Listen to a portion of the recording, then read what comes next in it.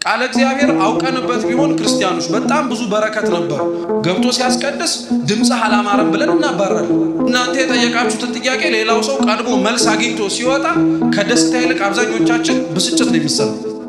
እኛ ለትምህርታችን ርዕስ አድርገን የምንማማርበት ኃይለ ቃል የሚሆነው ወደ ማዶ እንሻገር ነው። የሐዋርያው ቅዱስ ማርቆስ ወንጌል ምዕራፍ 4 ከቁጥር 35 እስከ 41 ድረስ ባለው ገጸ ምንባብ ይሆናል። መጽሐፍ ቅዱስ ራሱ ሁሉም ነገር ስለ ጌታችን ስለ ኢየሱስ ክርስቶስ በወንጌላት እንዳልተጻፈ ይናገራል፣ ይመሰክራል። የሐዋርያው የቅዱስ ዮሐንስ ወንጌል ምዕራፍ 20 ላይ ራሱ ሐዋርያው ሲናገር ጌታችን ኢየሱስ ክርስቶስ ያደረጋቸው እጅግ በጣም ብዙ ተአምራት አሉ። ከተአምራቱ በሙሉ ሁሉንም ብንጽፍላችሁ ግን ሁሉም ላይበቃ ይችላልና ጥቂቱን መርጠን ጻፍንላችሁ ብሎ ይናገራል። ስለዚህ ወንጌላት ክርስቲያኖች ዋነኛ ዓላማቸው ጥቂቱን በወንጌላት ውስጥ ያየነውን አምላካችንን በሰፊው አብረነው ብንኖር ምን ያክል ልንቀምሰው እንደምንችል ማስገንዘብ ነው። የዮሐንስ ወንጌል ምዕራፍ 21 መጨረሻው ላይ እንዲህ ብሎ ይናገራል። ጌታችን ኢየሱስ ክርስቶስ ያደረጋቸውን ተአምራት ብንጽፈው ለተጻፉት መጽሐፍት እንኳን ዓለም ባልበቃቸው ይመስለኛል አለ። አራቱ ወንጌላት ተደራሽነት ተደርገው የተጻፉት አሁን ለምንሰበሰበው ለክርስቲያኖች አይደለም። የቅዱስ ማቴዎስ ወንጌል የተጻፈው ለአይሁድ ነው።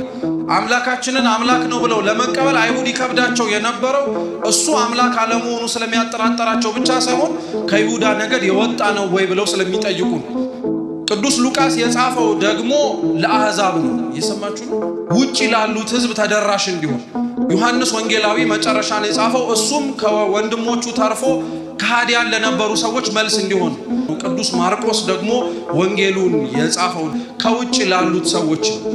ወደ ፍሬ ሐሳቡ ስንገባ ጌታችን ኢየሱስ ክርስቶስን የማቴዎስ ወንጌል ምዕራፍ 5 ትርጓሜያችን ሲናገር ሰዎች ይከተሉት የነበረበት መንገድ ወይም ምክንያት በ5 ምክንያት ነው ይላል። አንዳንዶች ጌታችንን ይከተሉት የነበሩት ለደም ግባቱ ነበር።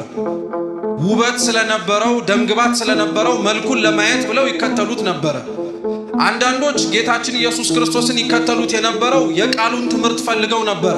ሲናገር ካፉ የሚወጣውን ቃል በመስማት ለነፍሳቸው ቁስል ፈውስ እናገኛለን ብለው። ለዛ ነው ክርስቶስ ሲናገር ሲያወራም ስትሰሙት ለጻድቃን ሳይሆን ለማን የመጣሁት ነው የሚለው። ለኃጢአተኞች የመጣው በመሰረቱ ኃጢአተኞችን ለማጽደቅ ብቻ ሳይሆን በቃሉም ሊያክማቸው ስለፈለገ ነው። ቃለ እግዚአብሔር አውቀንበት ቢሆን ክርስቲያኖች በጣም ብዙ በረከት ነበር። አለመታደል ሆኖ አብዛኛው ሰው ቃለ እግዚአብሔር የእውቀት ጉዳይ ይመስለው። ታስታውሱ ከሆነ 38 ዓመት ሙሉ አልጋ ላይ የተኛው መጻጉዕ የተባለው ድውይ በሽተኛ እፈወሳለሁ ብሎ ተስፋ አድርጎ ይጠብቅ የነበረው ዘመኑን በሙሉ በጸበል ነበር። ከጸበል ዳር 38 ዓመት ሙሉ ተኝቷል። ሰዎች ሲወጡ ሲገቡ እየተፈወሱ ሲመለከት በደንብ አድርጎ ውስጡ ብቻም አይደለም ውጩም ጭምር ታሞበት ነበር። በተለይ ደግሞ ቤተክርስቲያን ውስጥ በጣም የሚያመው ምን መሰላችሁ? እናንተ የምትለምኑትን ልመና ሌላው ሰው ሲያገኘው፣ እናንተ የጠየቃችሁትን ጥያቄ ሌላው ሰው ቀድሞ መልስ አግኝቶ ሲወጣ ከደስታ ይልቅ አብዛኞቻችን ብስጭት ነው የሚሰማው። 38 ዓመት አስባችሁታል? መጻጉዕ የተኛበት አልጋ ላይ ከሱ በፊት የነበሩ በሽተኞች እየገቡ ተፈውሰው እሱ አልጋው ላይ ሆኖ እያያቸው ቆሞ ይራመዱ ነበር። ስለዚህ 38 ዓመት ተስፋ አድርጎ ይጠብቅ የነበረው እድንበታለሁ ብሎ ሲጠብቅ የነበረው ጸበል ነበር። ጌታችንም መጣ፣ መታመሙን ተመለከተ። ልትድን ትወዳለህ አለው። መጻጉዕ የመለሰለት መልስ ግን በጸበሉ ፈወሳለሁ ብሎ ገምቶ ስለነበረ አዎ ልድን እፈልጋለሁ፣ ነገር ግን ውሃው በተናወጠ ጊዜ ላይ ሊያስገባኝ የሚችል ዘመድ የለኝም አለ። ክርስቶስ ታዲያ ምንድን ያለው? አልጋህን ተሸክመህ በጸበሉን ያዳነው በቃሉን ያዳነው። እኛ ምን ያክል እንዴት እንደተሞኘን አስቡት። ግዴታ ቃለ እግዚአብሔር ሲሰራ እኮ በስጋ ያለ ደዌ ሲፈውስ ብቻ የሚያሳይ አይደለም። በነፍሳችን እኔና እናንተ የማናውቀው እግዚአብሔር ግን ቃሉን በመስማታችን ብቻ አሁን የምንሰማውን ነገ ሊመጣ የሚችለውንም ችግሮቻችንን ይቀርፍልናል። ሶስተኞቹ ይከተሉት የነበሩት ለምግብ ነው። ጌታችን ኢየሱስ ክርስቶስ እህል አበርክቶ ያበላ ነበር። 5 እንጀራ 2 ዓሣ 5000 ሕዝብ መግቦ 12 መሶብ አስነስቶ። ስለዚህ ሰው ባዶ ስለነበረ ጓዳው ቢያንስ እንኳን ብከተለው ምን ያበረክትልኛል ብሎ እህል እንጀራ ይሰጠኛል ብሎ። አራተኞቹ ይከተሉት የነበሩት ደግሞ የእጆቹን ተአምራት ፈልገው ነበር፣ ሌላውን ሲፈውስ ሌላውን ሲያድን ስለተመለከቱ። አምስተኞቹ ደግሞ ይከተሉት የነበሩት ደግሞ ክርስቶስን ለክስ ነበር። እዚህ ጉባኤ ውስጥ ዛሬ የመጣ በ5 ምክንያት ሰው አለ። አንዳንዶቻችን የመጣ ነው እውነት ለመናገር ቃሉን ለመስማትና ለመማር ፈልገን ታመናል፣ ተጨንቀናል። ነፃ ሊያወጣን የሚችልና ሊያረጋጋን የሚችል የሱ ቃል ብቻ ስለሆነ እሱን ለመስማት መተን። አንዳንዶቻችን የመጣ ነው ድባቡን ፈልገን ነው። ድባቡን ይሄ ሰልፉ የቤተ ክርስቲያኒቷን ውበት ነጭ ልብስ አርጎ ህዝቡ ወደዛ ወደዚህ ሲል ድባቡን ፈልጎት የመጣ ሰው አለ።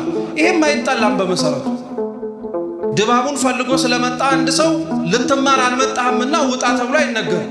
ምክንያቱም ክርስቶስ ያንን ሁሉ ህዝብ ሲያስተምር ውበቱን ፈልገው የመጡትን ሰዎች አፌን ስሙኝ እንጂ ውበቴን ለምን ታያላችሁ ዞር በሉ አላላቸው።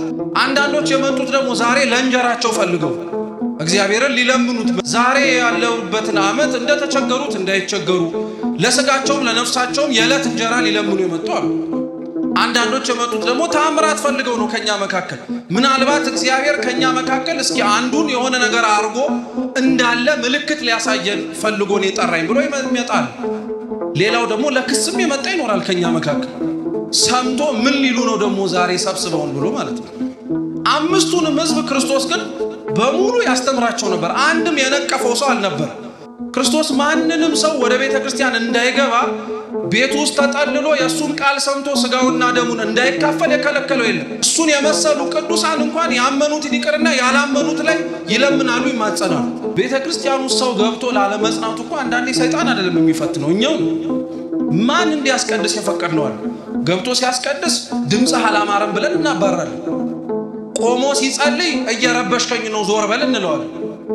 ውበቷን አይቶ የመጣውን ውበት ባያ አይደለም ዋናው ቁም ነገሩ ከትምህርቱ ነው እንላለን። ሊማር የመጣውን ተአምራትና ተመልከት፣ ትምህርቱ ምን ያደርግልሃል ተፈወስ እንለዋለን። ሊፈወስ የእግዚአብሔርን ችግሩን አውቆለት እንዲድን የመጣውን ሰው ደግሞ ጸበል ለጸበል የሚከራተተውን ጸበል ለጸበል በዞር አይደለም ቁጭ ብሎ በተማረ ነው እንለዋለን። ታዲያ በየት በኩል ሰው ይግባ? ክርስቲያኖች ክርስቶስ እውነተኛ ወዳጆቹን የሚያውቃቸው በችግር ጊዜ ላይ የተጠጉት ጊዜ ነው።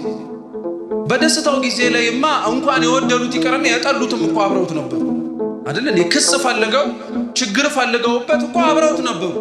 አንዳንዶችማ እንዲያውም መጽሐፍ ቅዱስ ወንጌል ላይ ስናነብ እኮ ያዙት ተብለው ተልከው ከቃሉ ትምህርት የተነሳ ተመስጠው እንደዚህ አይነት ሰው ሲያወራ ሰምተንም አይተንም አናውቅም ብለው የተመለሱ ማለት። አሁን ያለንባት ዘመን ነገን እንሻገር አንሻገር እውነት ለመናገር ጥያቄ የሚፈጥርብን ጊዜ ላይ ሆነናል። በቃ ቤተክርስቲያንን ሊያሻገራት የሚችለው ሁላችንም አብረን የምንሰራው ስራ ክርስቶስ። ስለዚህ በጨለማው ዘመን ለችግር ጊዜ ሊሆኑት የሚችሉትን ሐዋርያት ማስተማር ጀመረ። ያስተምርበት የነበረው ቦታ ግን በጣም ብዙ ሰው የነበረበት እንደሱና እሱ በምስጢር ሊነጋገሩ የማይችልበት ቦታ ስለሆነ በታንኳ ላይ እንሳፈራላቸው። ወደ ታንኳውም ወጡ። ክርስቶስ በዛች ታንኳ ሲያሳፍር የሚገርማችሁ ያመኑትን ሰዎች ብቻ ሳይሆን አሳልፎ የሚሸጠውንም ይሁዳንም አሳፍሮት ትቶት አልሄደም። ታንኳዋ ቤተ ክርስቲያን ናት። የተሳፈሩት ሰዎች በሙሉ ቤተ ክርስቲያን ውስጥ ያሉ ምዕመናን ምሳሌ ናቸው። ታንኳ ውስጥ ያሉት ሰዎች እንደ ሐዋርያት ስብጥርጥር ያሉ ናቸው። እንደ ማቴዎስ አይነት ቀራጩ ያለበት ታንኳ ነው። አሁን ልክ ገንዘብ የሚወድ ሰው ቤተ ክርስቲያን ውስጥ እንዳለው ማለት ነው። እንደ ጴጥሮስ አይነት የዋህ አረጋውያን እንደ እድሜው ሳይሆን የሚፈጥንም ሰው ሊኖርበት ይችላል። ቤተ ክርስቲያን ውስጥም እንደ እድሜያቸው እንደ ሽበታቸው ሳይሆን እንደ ልጅ የሚቸኩሉ ሰዎችም ይኖሩባታል። እንደዚህ ሁሉ ደግሞ እንደ ይሁዳ አሳልፎ የሚሸጠውንም ሰው እግዚአብሔር ያስቀምጠው፣ ምናልባት ልቡ ከተለወጠ ብሎ በማሰብ ማለት ነው። እኛ ምን በጠብጣት ቤተ ክርስቲያን አይገርምም? እሱ አልበጠበጠው። እኛ እርስ በርስ የምንባላባት ቤተ ክርስቲያን ውስጥ ተቀምጠን እሱ ግን ሰላም አልነሳ ነው። መውጣት ራሱ እኮ አልፈለግም። አሁን በግድ ካልወጣንልህ እኮ አስመሰል ነው።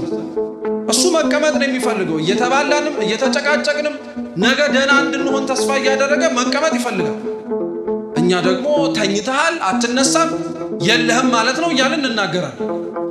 አሁን ቤተ ክርስቲያን ላይ ለገጠመውና ለሚስተዋለው ችግር በሙሉ ማን ነው ራሱን ጣቱን ቀስሮ እኔ ጥፋተኛ የሚል? ሁሉም ጣት ጠቋሚ አይደል እንዴ ያለው?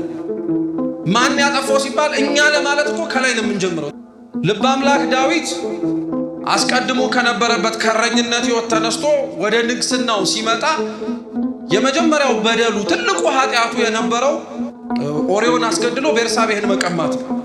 ስለዚህ ስሙ ኦሪዮን ለማስገደል በጣም ትልቅ ታማኝ ወታደሩ ስለነበረ እሱ ብቻውን አንስቶ ጦር ሊወጋው አልፈልግም። ስለዚህ ብርቱ በሆነው ሰልፉ በጠነከረበት ጦርነቱ በተፋፋመበት ቦታ ላይ እሱም ብቻውን ትታችሁት ሂዱ አለ። አንድ ብላችሁ ያዙ። አስገደለው፣ ሚስቱን ቀማ፣ ከሚስቱም ልጅ ወልዷል። ወዲያውኑ ነው የሞተበት ራሱ። አሁን የዳዊትን ታሪክ ብትመለከቱት ዳዊት እሱ ብቻ እግዚአብሔርን አልበደለም።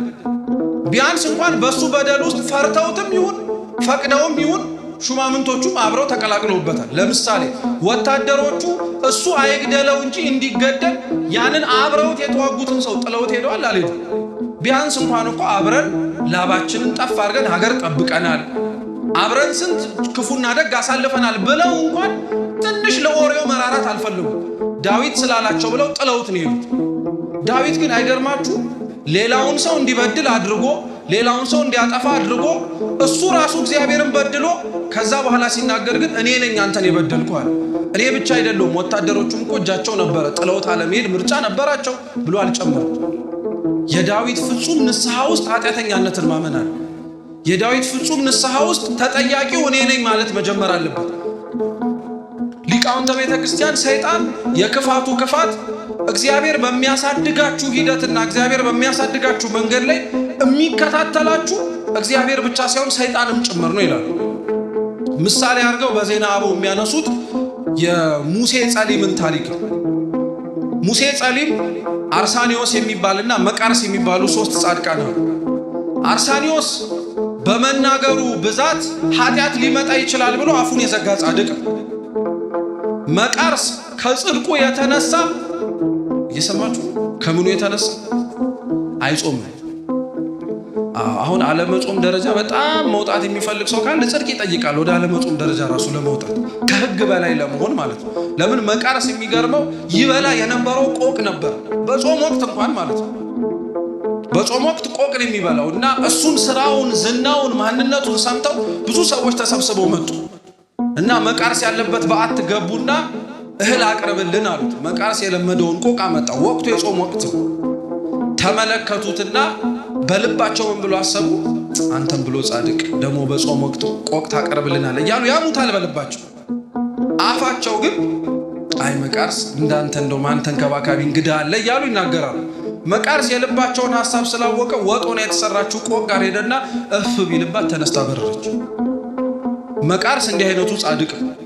ሙሴ ጸሊምስ የምትሉ ከሆነ ሙሴ ጸሊም ትላንትና የስንቱን ድንግልና ያጠፋ፣ ስንት ሰው የገደለ፣ ስንት ሰው ያጠፋ ወንበዴ። አሁን ወደ ክርስትና እምነት ተመልሶ ገዳም ከገባ በኋላ ስሙ ሰይጣን አውቆ ከመቃርስና ከአርሳኒዮስ መካከል ሙሴ ጸሊም እንዲቀመጥ አደረገ እና ሙሴ ጸሊም ጋር መጣና በጆሮ ምን ይለዋል? ምን ልታረግ መጣህ አንተ? አታፍር? መቃርስን አየኸው? እፍ ብሎ ቆቅ ያበራል። አርሳኒዮስን አየኸው? አያወራም፣ አንደበቱ ዝግ ነው። አንተ ግን ትላንትና የት ነበርክ? አብዛኞቻችን ቤተክርስቲያን ውስጥ ተቀምጠን የማንጸነው ለምን እንደሆነ ታውቃላችሁ? ትላንትናችንን ሰይጣን ሲያስታውሰን ጆሮ ስንሰጠው። እግዚአብሔር በጣም ድንቅ አምላክ ነው። ክርስቲያኖች እውነት ትላንትና ስለነበራችሁት ኃጢአተኛነት የሚኮንን ሳይሆን ዛሬ ስላልገባችሁት ንስሐ ነው ክርስቶስ የሚጠይቀው። ትላንትና የነበራችሁን ኃጢአተኝነትማ አለፈ ትላንትናው። ዛሬ ስላልገባነው ንስሐ ግን ይጠይቀን፣ ያቺን ቀን እንዳናልፋት ስለሚፈልግ ማለት ነው። ስለዚህ ወደ ማዶ ወደሚባለው ወደ አዲሱ ዘመን ስንሻገር ነፍሳችንን ትላንትና ከነበረችበት ከኃጢአት ችግር አላቀን ወደ እግዚአብሔር ለመስጠት እንዳገባነው ዕጣን ጧፍ ዘቢብ ሳይወጣ ለእግዚአብሔር ተተክሎ ለመግባት እሱ በቸርነቱ ይፍቀድልን። ያስተማረን የመከረን አምላካችን ስሙ የተመሰገነ ይሁን። በተማርነው ፍሬ እንድናፈራ አምላካችን ቅዱስ እግዚአብሔር ይርዳን። ወስብሐት ለእግዚአብሔር።